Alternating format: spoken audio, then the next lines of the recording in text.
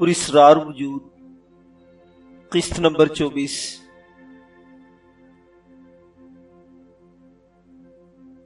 سائمہ نے عرشی کو ہمیشہ ایک دلیر اور دنیا کی کسی بات سے نہ ڈرنے والی لڑکی پایا تھا، لیکن اب وہ محسوس کر رہی تھی کہ عرشی کسی قدر الجھی ہوئی ہے۔ سائمہ کو اس سے دلی محبت تھی اور عرشی کے لیے وہ ہر قربانی دینے کے لیے ہمیشہ تیار رہتی تھی۔ یہ بھی حقیقت تھی کہ عرشی نے اس کی سطح کا نہ ہونے کے باوجود اسے ہمیشہ اپنی محبتیں دی تھیں اور اس کی زندگی سنوارنے میں بہت نمایاں کردار سر انجام دیا تھا۔ زین تو اب اس کی زندگی میں آیا تھا اور یہ بھی عرشی ہی کی کرم فرمائی تھی کہ زین اسے ایک باعزت حیثیت سے قبول کر رہا تھا، ورنہ وہ خود کچھ بھی نہیں تھی۔ عرشی کی اس الجھن کو محسوس کرنے کے بعد اس نے کہا، عرشی کیا خیال ہے، گھر چلیں؟ چلو، عرشی کھوئے ہوئے لہجے میں بولی، اور سائمہ نے انٹر کام پر چیف ایڈیٹر کی سیکرٹری کو بتایا کہ وہ گھر جا رہی ہے اور اگر ایڈیٹر صاحب اس کے بارے میں پوچھے تو انہیں بتا دیا جائے۔ اس کے بعد دونوں وہاں سے اٹھ گئی۔ راستے میں بھی سائمہ محسوس کرتی رہی تھی کہ عرشی خاصی پریشان ہے۔ بالآخر وہ فلیٹ پر پہنچ گئی اور سائمہ عرشی کے ساتھ اندر آ گئی۔ فضیلہ خالہ معمول کے مطابق بچی کو سنبھالے ہوئے تھی۔ سائمہ نے ان سے خیریت پوچھی تو فضیلہ خالہ نے کہا، بالکل خیریت ہے۔ اور یہ محترمہ کیا کر رہی ہے؟ وہ تو بس کیا بتاؤں، میں نے زندگی میں اتنی انوکھی بچی نہیں دیکھی۔ فضیلہ خالہ نے پیار سے بچی کو دیکھتے ہوئے کہا، خیر دیکھی تو ہم نے بھی نہیں ہے۔ کیا کر رہی ہے یہ محترمہ، ذرا دکھائیے تو۔ عرشی نے بچی کو گود میں لے لیا۔ سائمہ نے فضیلہ خالہ سے کہا، فضیلہ خالہ سب سے پہلے عمدہ سی چائے پیئیں گے، ابھی لاتی ہوں۔ فضیلہ خالہ جلدی سے باورچی خانے میں چلی گئی۔ عرشی بڑے پیار سے بچی کو دیکھ رہی تھی، جو آنکھیں کھولے عرشی ہی کی چہرے کی جانب نگراں تھی۔ اس کے چہرے پر اتنی حسین مسکراہٹ تھی کہ انسان دیکھے تو دیوانہ ہو جائے۔ عرشی نے گہری سانس لے کر گردن ہلاتے ہوئے کہا، یاد تیرے لیے تو انسان 100 بار قتل ہونے کو تیار ہو جائے۔ ہائے ذرا دیکھ سائمہ، اسے دیکھ، ابے یار پھانسی پر لٹکا دیا اس نے تو ہمیں۔ سائمہ کیسی انوکھی بات ہے، نہ تم نے اس کا کوئی نام دیا اور نہ میں نے۔ ارے یہ گمنام ہی ہمارے پاس۔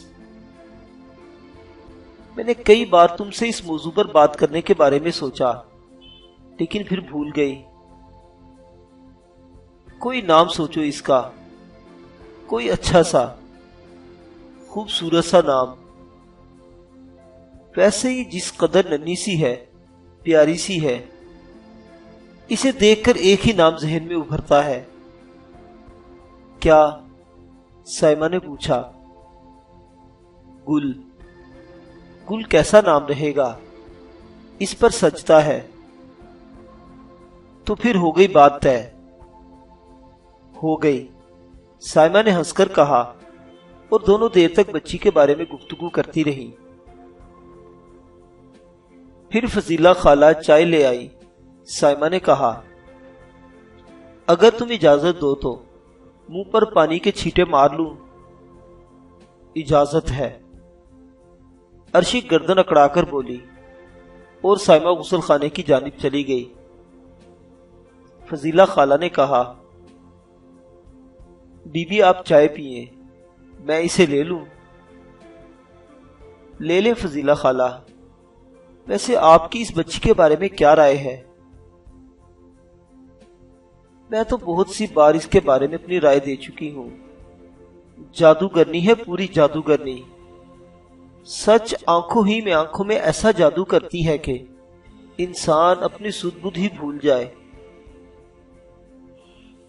आप इसे संभालते हुए उकताती तो नहीं है फजीला खाला? अरे बिल्कुल नहीं बिटिया, बेचारी को कहीं भी लिटा दो, खामोश लेटी टकर टकर घूरती रहती है, आंखों में बोलती है खुदा कसम। मुझे तो इसकी हर बात समझ में आती है। अर्शी किसी सोच में डूब गई, फिर एक ठंडी सांस लेकर गर्दन हिलाती हुई बोली, लेकिन साइमा को भी तो मुश्किल में डाला नहीं जा सकता। अगर कोई आम सी बात होती तो देखा जाता, मगर नहीं भाई, हमारा क्या, हम तो बदनाम भी हैं। संभाल लेंगे अपने आप को, लेकिन अगर साइमा पर कोई ज़र्ब आ गई तो बड़ा घपला हो जाएगा। मैं समझी नहीं बिटिया, फजीला खाला ने कहा। अरे तुम भी अभी तक यही हो, जाओ ले जाओ इसे, अर्शी ने कहा, और फजीला खाला बच्ची को लेकर बाहर निकल गई। साइमा बाल संवारती हुई इसके पास आ बैठी थी। फिर इसने कहा, ये फजीला खाला भी खूब हैं, कुछ बिस्कुट वगैरह लाने चाहिए थे इन्हें। छोड़ यार छोड़, चाय पी, चाय बहुत उम्दा लग रही है, अर्शी ने पुरख्याल अंदाज में कहा। साइमा इसे देखने लगी। फिर अर्शी बोली, यार साइमा, ऊंट किसी करवट नहीं बैठ रहा है, मैं भी महसूस कर रही हूं। साइमा ने कहा, क्या मतलब? यही कि ऊंट बैठ ही नहीं रहा। मोहतरमा, इस वक्त मेरा मजाक का मूड नहीं है, तो आप मजाक फरमा रही हैं। मेरा मूड बन गया तो बर्दाश्त न कर पाएंगी। तौबा करती हूँ, कान पकड़ती हूँ, तुम मूड मत मनाओ। साइमा ने फौरन ही हार मान ली। अर्शी ने चाय का एक घूंट लिया और जल्दी से प्याली रखकर मुंह पीटने लगी। उफ़्फ़ो, तमाम हलक जल गया होगा। मैं कहती हूँ, आखिर ऐसी क्या बदहवासी तारी है तुझ पर, क्यों परेशान हो रही है? तुझे बता चुकी हूं साइमा, नजमा फूफी ने सारा काम कर दिया है, इसी तरह जिस तरह मैं चाहती थी। मगर प्लान क्या है तेरा? इसे घर ले जाऊंगी, खतरा होगा। क्यों भाई? घर वालों के लिए ये बात बहुत बुरी बात होगी। तुम इसे मामूली हरकत समझ रही हो। कोई और तरकीब सोचती, कोई और तरीका इख्तियार करती। तुम्हें अंदाजा है कि तुमने घर वालों को किस मुश्किल में डाल दिया है। ये कोई मामूली बात तो नहीं है। तो फिर क्या कहती? तुम ही बताओ, और क्या कहती? बड़े तेज लोग हैं, कभी कबूल ना करते इसे। ओहो अर्शी, खुदा की कसम, तेरी शख्सियत आज तक मेरी समझ में नहीं आई। कहीं तो तू इस कदर ज़हीन लगती है कि मैं सोचती हूं कि तेरी जहानत का कोई सानी नहीं है, और कभी कभी ऐसी हिमाकत करती है कि सर पीट लेने को जी चाहता है। क्या हिमाकत की है मैंने? बोलो। अर्शी झल्लाकर बोली, देखो अर्शी, इस किस्म की बातों पर घर की इज्जत का दारोमदार होता है। इंसान सब कुछ बर्दाश्त कर लेता है, लेकिन तौबा तौबा, तूने जो बेतुकी कहानी घड़ी है और घर वालों को सुनाई है ना, मुझे खदशा है कहीं ये किसी बड़े हादसे का सबब न बन जाए। देखो भाई, ये इब्तदाई मामला है। अगर मैंने देखा कि बात हद से कुछ आगे बढ़ रही है तो फिर कोई दूसरी कोशिश करूंगी। यानी कसम खा लूंगी बड़ी से बड़ी कि ये मेरी बच्ची नहीं है। खुदा की पनाह, बस खुदा ही तुझसे समझे। अरे भाई, इसे यही रहने देती, भुगतनी पड़ती, दोनों ही मिलकर भुगत लेते। बस बस मैडम, اب بہت زیادہ دوست نواز بننے کی کوشش مت کریں۔ آپ کا اترا ہوا چہرہ آپ کی دلی کیفیت کا پوری طرح اظہار کرتا ہے، اور مجھے خود بھی اندازہ ہے کہ میں اپنے دوست کو کسی مشکل میں تو نہیں ڈال سکتی۔ اول تو لڑکی کا پراسرار طریقے سے آنا، اور پھر ابھی تک نہ تو کسی اخبار میں اس کی تصویر چھپی ہے، اور تو اور مہتاب پور ہاؤس میں جو واقعہ پیش آیا ہے، یہ ساری باتیں اس بات کی نشاندہی کرتی ہیں کہ اس کے پس منظر میں کوئی بہت گہرا راز ہے۔ اب میں تیری زندگی تو عذاب نہیں کر سکتی، بعد میں چاہے جو کچھ بھی کہتی رہوں گی، اگر کسی طرح پھنس گئی تو تیرا تو پورا کیریئر تباہ ہو جائے گا۔ نہیں بھائی، ہم دیکھ لیں گے، اب جو بھی ہوگا دیکھ لیں گے۔ سائمہ محبت بھری نگاہوں سے عرشی کو دیکھتی رہی، پھر اس نے کہا، ہاں میں اچھی طرح جانتی ہوں یہ سب کچھ تو نے میری وجہ ہی سے کیا ہے، لیکن اب آگے کے بارے میں بتا، آگے کیا کرنا ہے تجھے؟ اس لیے تو پریشان ہوں کہ مجھے آگے کی کوئی ترکیب سمجھ میں نہیں آ رہی۔ اگر کسی سے ڈر نہیں لگتا، لیکن وہ محترمہ ناظمہ ہدایت اللہ آنکھوں ہی آنکھوں میں اتنے خنجر اتارتی ہے کہ انسان بری طرح چھلنی ہو جاتا ہے۔ سائمہ ہنسنے لگی، پھر اس نے کہا، اپنی والدہ کے بارے میں تمہارے یہ خیالات ہیں؟ خالی والدہ ہوتی تو کوئی بات نہیں تھی، دوسری محترمہ تو ہٹلر سے براہ راست تعلق رکھتی ہیں، بلکہ ہٹلر بھی کیا ہوگا ان کے سامنے۔ سائمہ ہنستی رہی۔ کچھ دیر کے بعد عرشی نے کہا، یار سائمہ، ایک ہی ترکیب سمجھ میں آتی ہے۔ کیا؟ آج رات گھر نہ جاؤں؟ کیا مطلب؟ مطلب یہ کہ گھر نہیں جاؤں۔ ارے دماغ خراب ہو گیا ہے کیا؟ ہوٹل میں رہ جاؤں گی، تو کیوں مری جا رہی ہے؟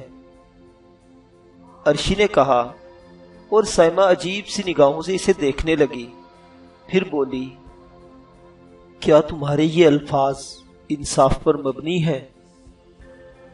اللہ کی پناہ، میں کیا کہوں، کہاں سر پھوڑ لوں اپنا؟ بی بی جھلا رہی ہوں، کم از کم میری جھلاہٹ کا تو خیال کرو۔ کیا حرج ہے رات کو یہاں رک جانے میں؟ سب کتنے پریشان ہوں گے، تمہیں اندازہ نہیں، اور تمہیں میرے گھر کا اندازہ نہیں۔ تم کیا سمجھتی ہو تمہیں میں نے اپنے گھر سے بلا وجہ دور رکھا ہے؟ کم از کم ایک تو ایسا شناسہ ہو جس کے بارے میں کوئی نہ جانتا ہو، اور اگر میں کہیں گھر سے غائب ہو جاتی اور تمہارا پتہ گھر والوں کو معلوم ہوتا اور انہیں یہ علم ہوتا کہ تم میری کتنی گہری دوست ہو، تو یقین کرو سارے کا سارا گھرانہ باقاعدہ ملازم آرمی کے ساتھ یہاں نازل ہو جاتا۔ میں نے اسی لیے آج تک تمہیں اپنے گھر سے دور رکھا ہے۔ میں جانتی ہوں بتانے کی کیا ضرورت ہے۔ تو میں یہ کہہ رہی تھی کہ یہ ایک حل ہوگا، وہ لوگ جتنے پریشان ہوں گے اتنے ہی نرم ہو جائیں گے، اور میں بھی ذرا سختی کا مظاہرہ کروں گی، کیا سمجھی؟ تو خود سوچ لے عرشی، اصل میں تیرے اندر اتنا بچپن ہے کہ تو وہ سارے فیصلے کر لیتی ہے جو بے حد خطرناک ہوتے ہیں، اور میں یہ سوچتی ہوں کہ کہیں تیرے کسی فیصلے سے خدا نہ خواستہ کہیں تجھے یا تیرے گھر والوں کو کوئی نقصان نہ پہنچ جائے۔ اما چھوڑ یار سائمہ، یہ زندگی نفع اور نقصان ہی کا نام ہے، کبھی نفع کبھی نقصان۔ نقصان ہوگا تو بھی برداشت کرنا پڑے گا، نفع ہوگا تو بھی دیکھا جائے گا۔ مگر اس بچی کو نہ بھائی نہ، ایسی حسین بچی کو کون چھوڑے؟ خدا کی قسم دل تو میرا بھی نہیں چاہتا، اور میں سمجھتی ہوں مجھ سے زیادہ فضیلہ خالہ اس کے لیے بے چین رہتی ہیں، مگر تم کرو گی کیا؟ پہلے گھر والوں سے مذاکرات کروں گی، ہواؤں کا رخ دیکھوں گی، اور اس کے بعد اسے لے کر گھر چلی جاؤں گی۔ اپنی بچی کے طور پر؟ ہاں، صرف یہی ایک ترکیب ہے جس سے کام بن سکتا ہے۔ سائمہ خاموش ہو گئی۔ فضیلہ خالہ کو رات کے کھانے کا آرڈر دے دیا گیا تھا اور بتایا گیا تھا کہ کیا کیا پکنا ہے۔ بچی کو سائمہ اور عرشی اپنے اپنے طور پر سنبھالتی رہتی تھی۔ ویسے وہ تھی بھی بہت خوش مزاج، اور ان دونوں کو درمیان تیسری دوست کسی شکل اختیار کر گئی تھی۔ پھر رات ہو گئی، کھانا کھایا گیا۔ عرشی کے چہرے پر کبھی کبھی پریشانی کی جھلکیاں نظر آتی تھی، لیکن پھر اس نے خود کو سنبھال لیا۔ حالانکہ ساری رات وہ سوتی جاگتی رہی تھی، جانتی تھی کہ گھر میں کوہرام مچا ہوا ہوگا۔ سائمہ سے بھی بہت دیر تک باتیں کرتی رہی۔ سائمہ نے ہنس کر کہا تھا، اول تو اس بچی کا معاملہ ہی اتنا گھمبیر ہے، نہ جانے کون کون اسے تلاش کرتا پھر رہا ہوگا، اور اب اگر اتفاق سے محترمہ عرشی بھی اسی فلیٹ سے برآمد کر لی جائے تو دو گمشدگان کے اغوا کنندہ کی حیثیت سے مجھے اور فضیلہ خالہ کو کم از کم عمر قید کی سزا ہو جائے گی۔ عرشی نے ہنس کر کہا، خیر فضیلہ خالہ کی بات تو تم چھوڑ دو، رہا تمہارا معاملہ تو تمہیں تو عمر قید کی سزا ہو چکی ہے، زین بھلا زندگی میں آزادی کیوں دے گا؟ پھر وہی بے تکی بات، ادھر کی بات ادھر گھمانا، تم بہت اچھی طرح جانتی ہو، سائمہ نے کہا، اور عرشی مسکرانے لگی۔ اس طرح سوتے جاگتے رات گزر گئی اور صبح ہو گئی۔ عرشی کے چہرے پر خاصا پھیکا پن تھا۔ سائمہ نے کہا، میں دفتر فون کر دیتی ہوں کہ آج آفس نہیں آ رہی، بیمار ہو گئی ہوں۔ بیماری کا مت کہنا، ورنہ وہ حضرت زین فوراً ہی چلے آئیں گے۔ یار یہ تو نے بالکل صحیح کہا، زین ہی نہیں بلکہ اور لوگ بھی فوراً ہی عیادت کو پہنچ جائیں گے۔ بڑا نیک دل دفتر ہے وہ، کوئی اور بہانہ کر دوں گی۔ خیر، عرشی نے مطمئن انداز میں گردن ہلا دی۔ دن کے 11 بجے کے قریب اس نے کہا، سائمہ اب ذرا گھر والوں کے نبض پر ہاتھ رکھ لیا جائے۔ فون کرو گی؟ سائمہ نے پوچھا۔ ہاں کر لو، تمہیں اندازہ نہیں ہے کہ میں ان کے لیے بھی بے حد پریشان ہوں۔ عرشی نے اپنے گھر کا نمبر ڈائل کیا۔ ایک لمحے میں فون اٹھا لیا گیا اور ادھر سے دادی اماں کی آواز سنائی دی، ہیلو ہیلو، کون ہے؟ کون ہے؟ آواز سے بے چینی کا اظہار ہو رہا تھا۔ اس سے ماحول کا پورا اندازہ ہوتا تھا۔ عرشی نے کہا، میں عرشی بول رہی ہوں۔ ارے تیرا ستیہ ناس جائے، ارے کم بخت، خدا تجھے غارت کر دے، کہاں مر گئی ہے تو؟ کہاں سے بول رہی ہے؟ دادی اماں، کیا آپ کے بریک فیل ہو گئے ہیں؟ عرشی نے کہا، دیکھ بچی، کیوں مار رہی ہے تو ہم سب کو؟ دیکھ عرشی، باز آ جا، ارے کتے کی موت مرے پڑے ہیں ہم سارے کے سارے، پورے شہر میں تیری خفیہ تلاش ہو رہی ہے۔ اب طے یہ کیا گیا تھا کہ تھانے میں رپٹ درج کرا دی جائے۔ کرا دیجئے، کہہ دیجئے کہ میری پوتی عرشی 50 لاکھ کے زیورات، 50 لاکھ روپے نقد اور خاندانی شجرہ لے کر بھاگ گئی ہے۔ کیا بگاڑ لے گا کوئی میرا؟ کوئی کچھ کر کے دیکھے، اب وہ سب ٹھیک کر لیں گے۔ آخر کیا سمجھتے ہیں آپ لوگ مجھے؟ تیرا دماغ واقعی خراب ہو گیا عرشی۔ ارے یہ بتا کہاں غائب ہے؟ ارے غائب کہاں ہوں، بس چھپی چھپی پھر رہی ہوں آپ لوگوں سے۔ نہ جانے کہاں کہاں رات گزاری ہے اپنی بچی کے ساتھ۔ بچی تو اور کیا؟ دیکھیے آپ لوگ بھی صاحب اولاد ہیں، اولاد کا دکھ درد سمجھتے ہیں۔ اب میں اپنی اولاد کو تنہا تو نہیں چھوڑ سکتی۔ آپ لوگ فیصلہ کر لیجئے، اگر مجھے ماں میری اولاد کے برداشت کر سکتے ہیں تو ٹھیک، ورنہ پھر جو تقدیر میں لکھا ہے وہی ہوگا۔ سن، ایک منٹ سن، ٹھہر، میں تیری ماں سے بات کراتی ہوں تیری۔ بند کر رہی ہوں فون، فوراً بند کر رہی ہوں۔ ارے نہیں، سن تو صحیح، عرشی بات تو سن۔ امی جان جو کچھ کہیں گی مجھے معلوم ہے، نہیں کہیں گی، بالکل کچھ نہیں کہیں گی، تو بات تو کر۔ دادی اماں نے شاید ماؤتھ پیس پر ہاتھ رکھ لیا تھا۔ ناظمہ بیگم یقینی طور پر کمرے میں موجود تھی۔ چند لمحات کے بعد ان کی آواز سنائی دی، عرشی مر گئے۔ عرشی نے بوکھلائے ہوئے لہجے میں کہا، عرشی کہاں ہے بیٹا؟ واپس آ جا۔ کوئی 420 تو نہیں ہوگی میرے ساتھ؟ ہم تیرے ساتھ کیا 420 کریں گے بیٹا؟ سوچ لینا والدہ صاحبہ، کہیں بھی کوئی گھپلا ہوا تو میں دھوکہ دہی برداشت نہیں کر سکتی۔ آپ بڑے اطمینان سے کہہ سکتی ہیں کہ کم بخت تو نے گھر میں قدم رکھا تو تیری ناک چوٹی کاٹ کر تجھے واپس نکال دیں گے۔ میں گھر میں قدم ہی نہیں رکھوں گی، لیکن اگر گھر بلا کر کوئی دھوکہ کیا گیا میرے ساتھ تو سمجھ لیجئے میری دشمنی کسی کو راس نہیں آتی۔ آجا، گھر آجا خاموشی کے ساتھ۔